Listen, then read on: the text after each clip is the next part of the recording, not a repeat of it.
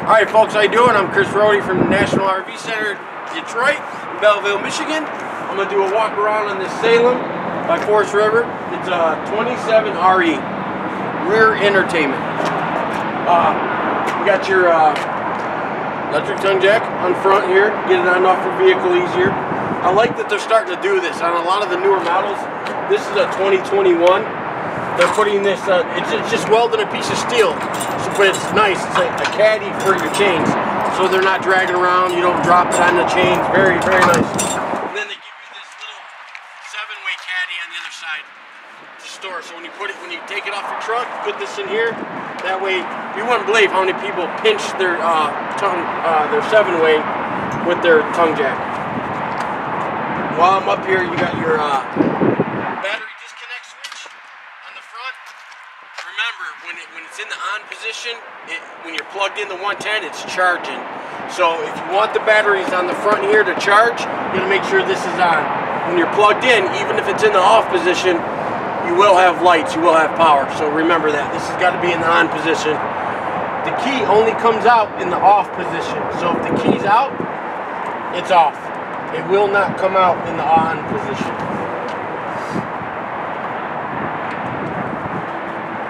And then because you got 2 big slides, it's got 2 batteries on the front there on your battery tray. Propane tanks, you got 30-pound bottles. They give you this nice top cover so you can just gain access to your tanks really easy. Righty-tighty, lefty-loosey on the tanks. Moving around to the door side, you got your solar panel prep. In this video, I'm actually going to take this out. I don't like, they Velcro it up here. It's kind of hard to get the Velcro off, but it's good for when it's in storage. But I'm going to show this. This is your handle for your JB strong arms that are on your jacks, okay? And what they're wanting you to do with this is loop the T-handle with this and use that to twist the handle. It's very difficult to use, so I recommend you just get up in there, loosen the handle. It comes with a socket to lower. This goes in a drill chuck, and this is how you can lower your jacks. Make it easier for you, but make sure the T-handles on the JB strong arms are loose, okay? And then it comes with a crank handle for your electric tongue jack, so you can manually crank it up or down.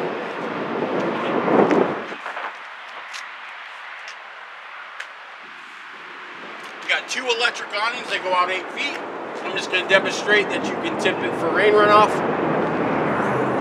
You can adjust it if you want to, or tip it down. Just make sure if the wind or weather picks up, bring your awning in. You've got outside marine grade speakers, some outlets to plug your camper in. It's got a 30-mile-an-hour friction hinge door built into it, and then this is a cable out. And on this coach, the cable in and out's on the back, the end. I always demonstrate the steps because it's important. You want to make sure the door is all the way open. If the door is open just a little bit, or shut just a little bit, it'll catch right here. So you want to make sure the door is completely open. And it looks like the steps are in and secure. They're not. You want to lift this and push in. If you don't, when you go to shut this door, it'll put pressure on these 2 little parts and put indents in the frame of the door. So you want to make sure it does that. It'll shut properly, and then you can do that. Nice and clean. Very nice.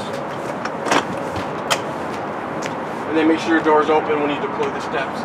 You have these pins that pop with the holes that you can see on the camera that telescope for the terrain, so if you're on unlevel ground.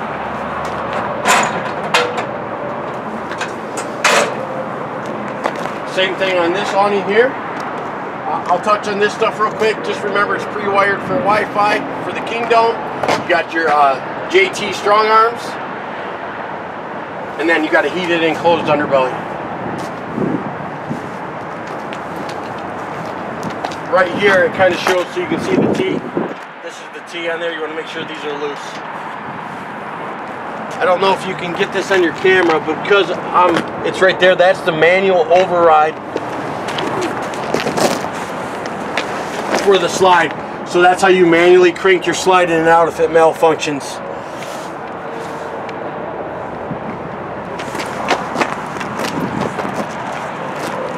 It'll be the same on both. Nice big window on the back here. Pre-prep for a Furrion backup camera. We always recommend you get the backup camera. We can install that for you, so you can let your salesperson know or just give us a call and we can install it for you. On the back, this is nice. You got your city water connection, so if you're not going to use your water pump and you're going to hook up the city water and have constant pressure to your sink, shower, and toilet, you'll hook up here. If you're going to bring water with you, you want to use your water pump, you'll fill up here, okay? So freshwater tank fill, city water connection. Making life a little easy.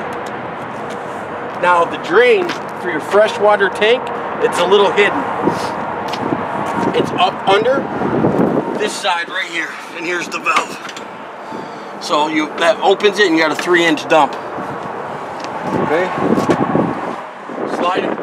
Again, slide topper is always a must. It kicks all the debris off. This one's pre-prepped from the factory for slide toppers.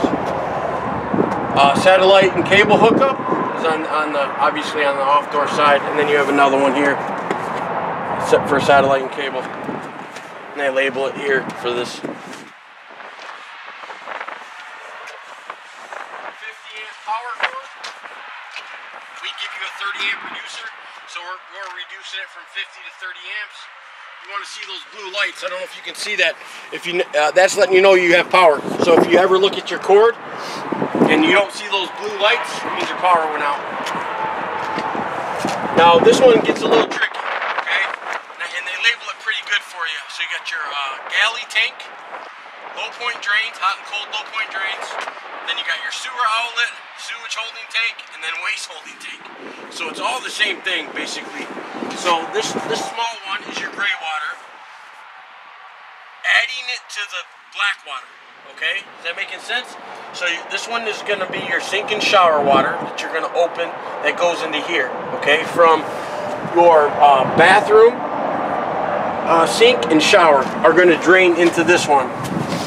Your front kitchen is going to drain into this one. Okay, so this is your galley 1, galley 2, or bathroom, however you want to say it.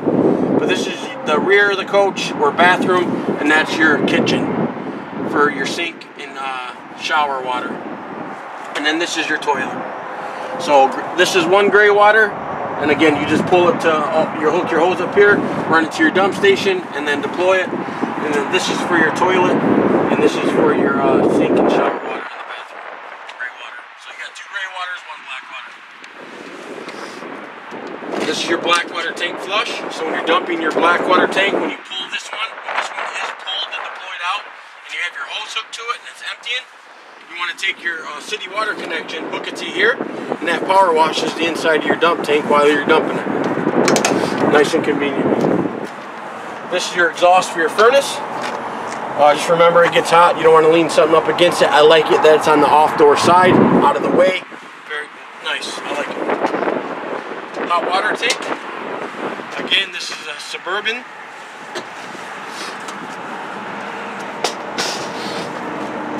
You got your anal rod and plug. So we pull it out for you and lay it in here so you know it's empty and it's winterized. But this is your plug with the anal rod. You replace this once a year because it's got a steel tank, so it doesn't rust inside out. This eats the minerals on the inside in the water, so it doesn't rust the tank inside out.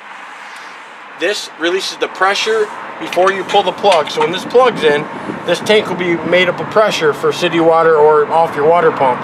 So you want to release the pressure and then pull the plug.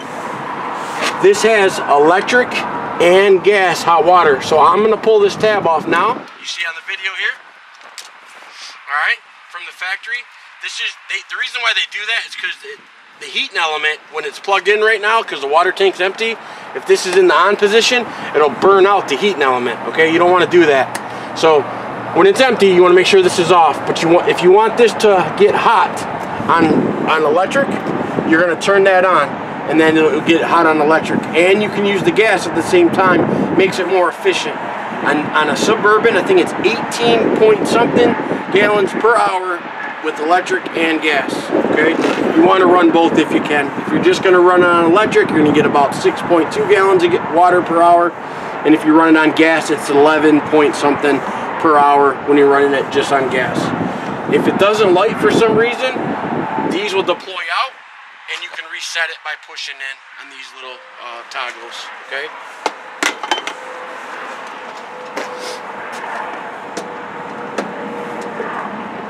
I try to say it a little different in every video, so it kind of covers every version or every situation you might run into.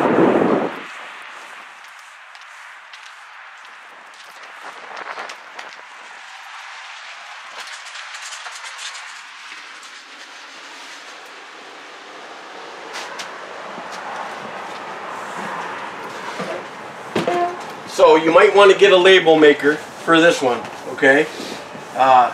I'm not going to say they didn't do a good job, but this is kind of how it works. So this button moves your off door slide in and out.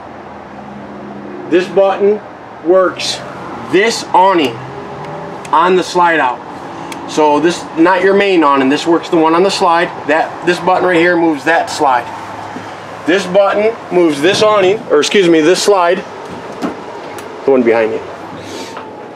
Yep, this button moves this slide right here. And this is normal, folks. It's just connected at the bottom. So it's going to rock and curl. And I'm going to point this out while I have it in. You want to make sure that these chairs are pushed all the way back. My advice is turn them. Alright, and I'll show you real quick. See? You might want to label them. Because you got to go to the back button for this one, the front button for the off door side. So this slide, I mean, I could barely slide a piece of paper between here. So if you can, and then it's tied down, the straps come off, you turn the chairs, and the slide will move a lot easier. It'll be more safer. There is space for it to come, but it's really close to this piece right here when you're moving that slide in and out. And remember, it's going to dance. While Mike is in here, I'm going to point out your smoke detectors right here. Your LP detector and carbon monoxide detectors right here. And then your fire extinguisher is right next to the door. Thermostat to turn your furnace on, and air conditioner. This is your mode button. I'll cycle through real quick for you. That's the air conditioner. High and low. And then back to your furnace. This is your LED light strips. That's on your slides. This switch right here does that. This is your pre-wired Wi-Fi extender I was talking about for your TV antenna.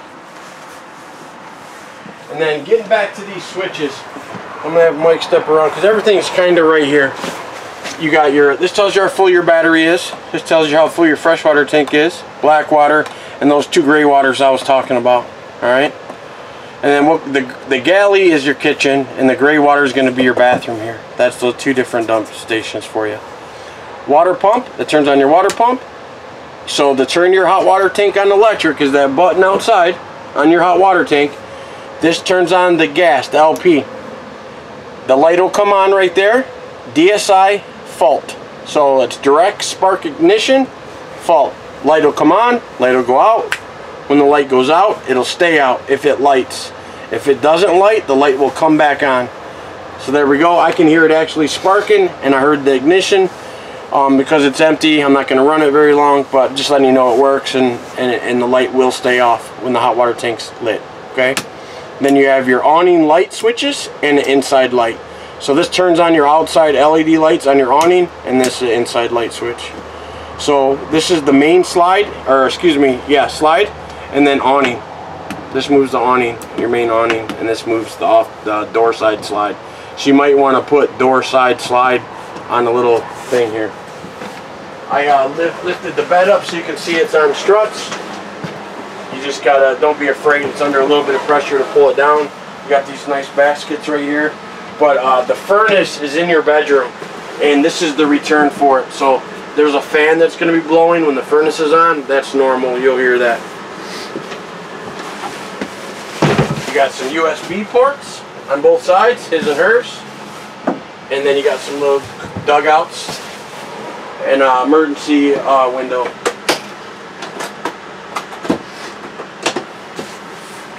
By the right here is your breakers and fuses. So if you have a 110 issue, you'll blow a breaker. If you have a 12 volt issue, you'll blow a fuse.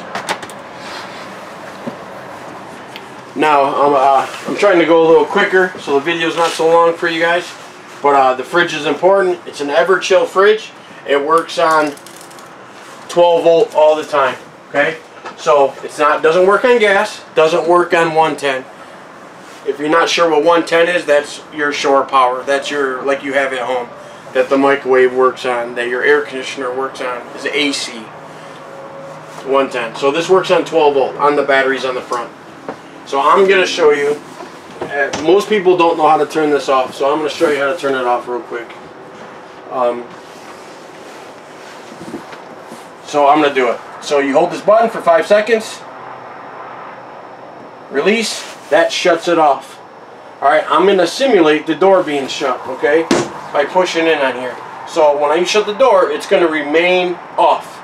It will not come back on. It will not get cool until you open the door. As soon as you open the door, it comes back on. So if you try to check to see if it went off,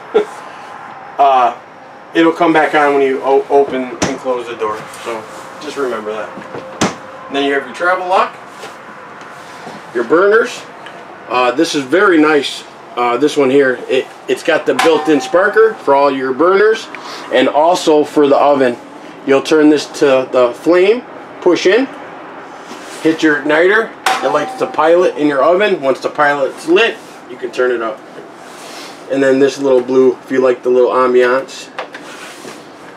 And then you have these nice fold-over glass things. Real quick, your fireplace, 5200 BTUs of electric heat. Remember, it does put out real heat. So if you want to cut down on your propane costs on your furnace, lower your furnace, you can do that. You got a Furrion soundbar, comes with a remote. It'll say hello and goodbye right inside here. And then you have a HDMI hookup and a USB hookup. So I can turn it on real quick. It'll say welcome or hello. And right there it's showing you zones. So zone 1 is the soundbar and zone 2 is outside. So just if you want your outside speakers to work, you'll have to see that zone 1, 2 and zone 1. But that's all in the owner's manuals. It'll come with a nice owner's manuals packet that you can go through. And obviously you can always revert back to the manual here. Well, I'm Chris Rohde for National RV. Thank you very much.